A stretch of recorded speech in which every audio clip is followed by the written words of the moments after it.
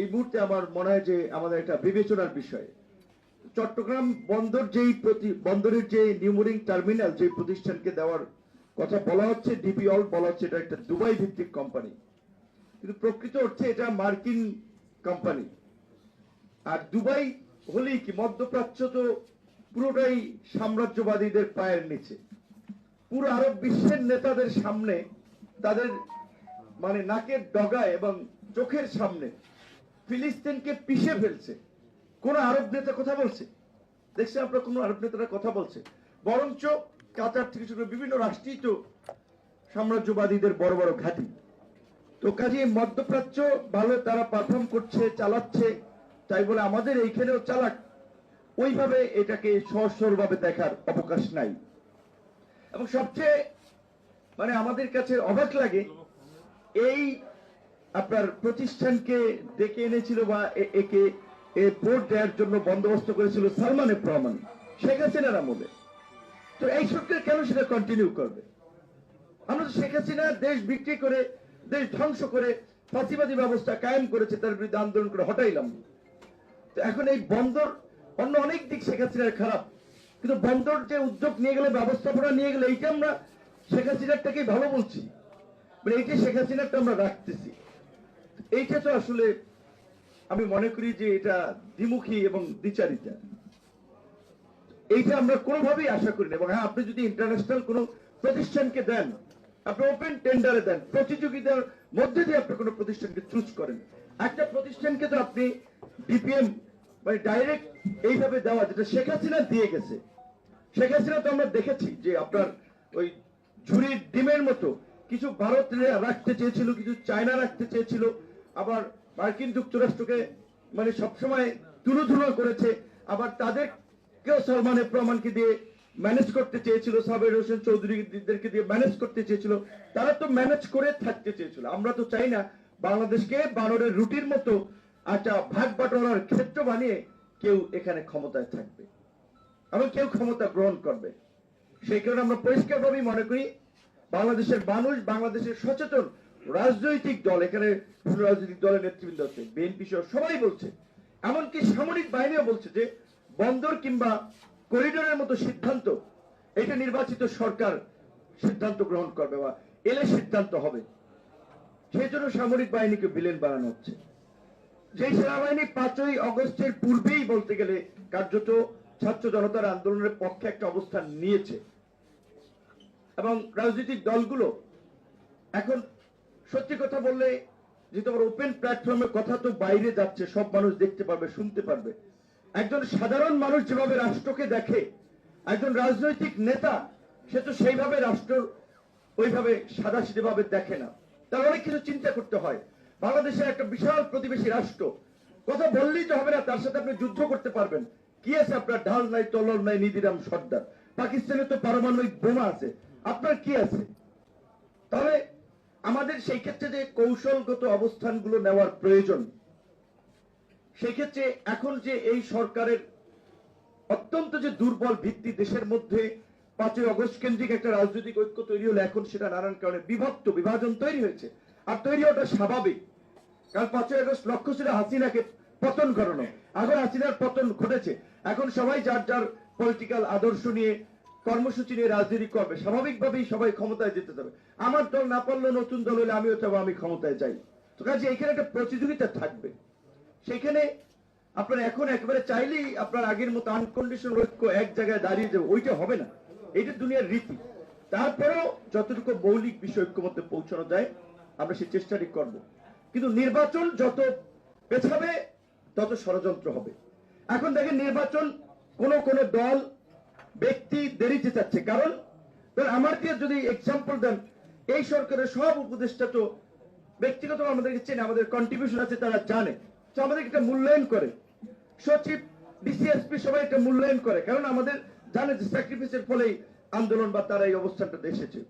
তো বলতে গেলে তো আমি যদি যাই বিভিন্ন জায়গায় তো সুবিধা পাবো, দল গুছাইতে পারবো, তারপরে অন্য দলের সাথে ফাইট করতে পারবো, তাহলে সময় পেলে আমার জন্য ভালো। এখন এই জন্য আমার মতো অনেকে হয়তো ভাবতে পারে নির্বাচন পিছাইলে আমার দলটাকে বড় করতে পারবো, আমি কিছু সুবিধা নিতে পারবো, আখের গুছাইতে পারবো। এই কারণে অনেকে নির্বাচন দেরিতে চায়। আর অনেকে মনে করছে যে সংস্কারগুলো বাস্তবায়ন ন্যূনতম অন্তত করা দরকার। সেই জন্য অনেকে মনে করছে কিছুদিন সময় লাগলে পেছানো যেতে পারে। তো সংস্কার বাস্তবায়নের পক্ষে কোন দলকে বিরোধিতা করেছে? অযথা বিএনপির মতো একটা বড় দলকে ভিলেন বানিয়ে লাভ আছে? বিএনপির মতো সাংগঠনিক কাঠামো সক্ষমতা এই মুহূর্তে কোন দলের আছে? সরকার নির্বাচন হইলে তো সরকার গঠন তারা করবে।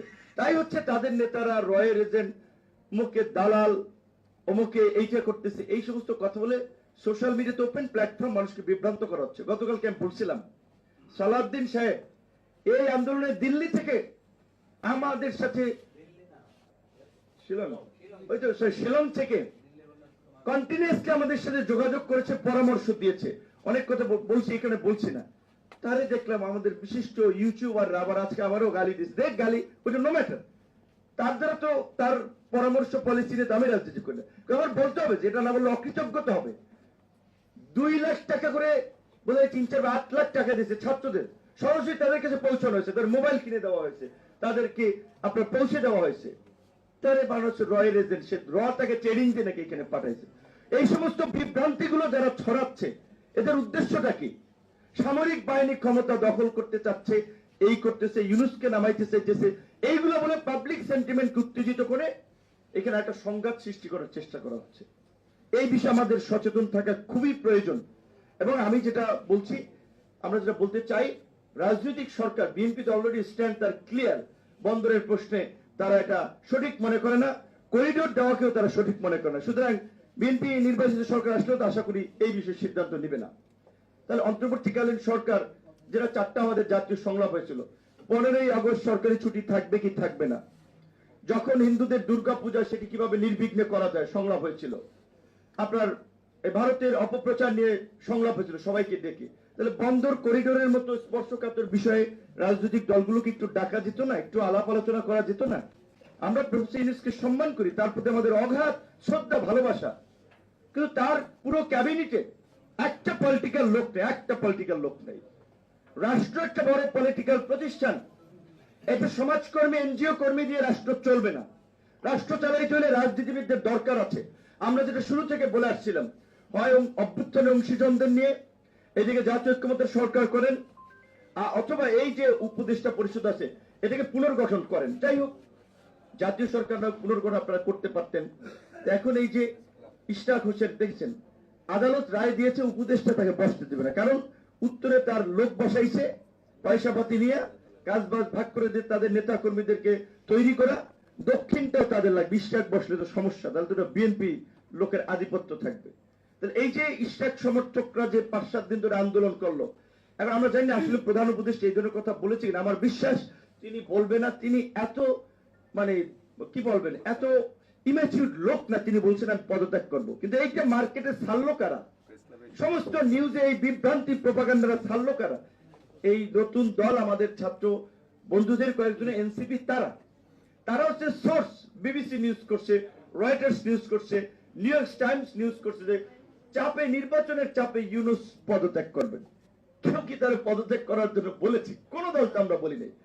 বিএনপি সহ অনেক দল আমরা বলছি যে দেশের বর্তমান প্রেক্ষাপটে যেভাবে ষড়যন্ত্র এবং সংকট তৈরি হচ্ছে, আর নির্বাচন একটা টাইমলাইনটা দিয়েছে, এটা অস্পষ্ট সময়, ডিসেম্বর থেকে আপনার জুন, কবে নির্বাচন, ডিসেম্বর জুনের মধ্যে কবে হবে, এর মধ্যে রোজা, ঈদ, কুরবানি, আবার বর্ষা। তাহলে আপনারা অন্তত স্পেসিফিক একটা মাস বলেন যে জানুয়ারি মাসে নির্বাচন হবে, ফেব্রুয়ারি মাসে নির্বাচন হবে। এই কারণে আমরা বারবার রোড ম্যাপের কথা বলছি, কিন্তু একই সাথে এটাও কিন্তু আমরা পরিষ্কার বলছি, প্রয়োজনীয় যা সংস্কার করতে চায় সরকার এবং আমরা যেটা সবাই একমত হই, সেই সংস্কার বাস্তবায়নে আমরা ন্যূনতম ছাড় দেব না। সুতরাং এখানে রাজনৈতিক কোন দল ক্ষমতায় যাওয়ার জন্য ইউনূস সাহেবকে টেনে নামাতে চায়, এই সমস্ত প্রোপাগান্ডা, বিভ্রান্তি ছড়ে সোশ্যাল মিডিয়ার মাধ্যমে মানুষকে বিভ্রান্ত তৈরি করাচ্ছে। এ বিষয়ে আমাদের সচেতনতা দরকার। এবং বন্দর এবং পোর্টকে আমরা প্রধান উপদেষ্টার সাথে বিনয়ের সাথে বলবো, আপনি এই সিদ্ধান্ত থেকে সরে আসেন। আপনারা অল্প সময়ের জন্য এসেছেন, নির্বাচন এবং এই সংস্কারটা বাস্তবায়ন, আপনার এত জটিল বিষয় তো ঢোকার দরকার নাই। নির্বাচন তো ডিসেম্বরে হয়ে গেল, আর সময় আছে কয় মাস, 6-7 মাস। তাহলে এই যে পরবর্তী গভর্নমেন্ট সিদ্ধান্ত নেই।